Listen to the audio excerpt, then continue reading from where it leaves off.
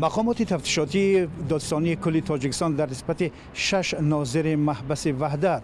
با نام کرپیش مشهور است پرونده باز کرده. نسبت خنک نظری آنها تفتیشات را ادامه داده ایستاده است و همچنین در نسبت 40 نفر از محبوسانی که در آشوب دست داشته‌اند همچنین پرونده ها باز شده و تفتیشات ادامه دارد. ولی به طور رسمی مقامات تفتیشاتی دادستانی کل تاجیکستان در رابطه به این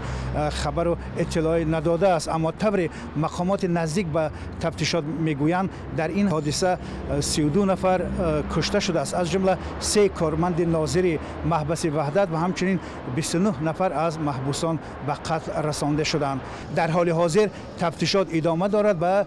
در رابطه به نتیجه آن هنوز اطلاع داده نمی شود، اما چند سوالهایی که در میان هست و سوالهای اصلی هستند که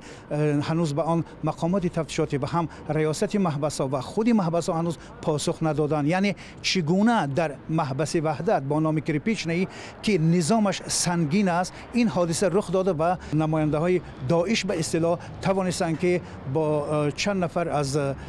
محبوسان بدرفتاری کنند، آنها را به قتل رسانند و چند تن از محبوسانی که نامشان در جامعه تاجیکستان شناخته شده است مثل سید قیام الدین غازی که با نام گنرال مشهور بود و شیخ تیمور و هم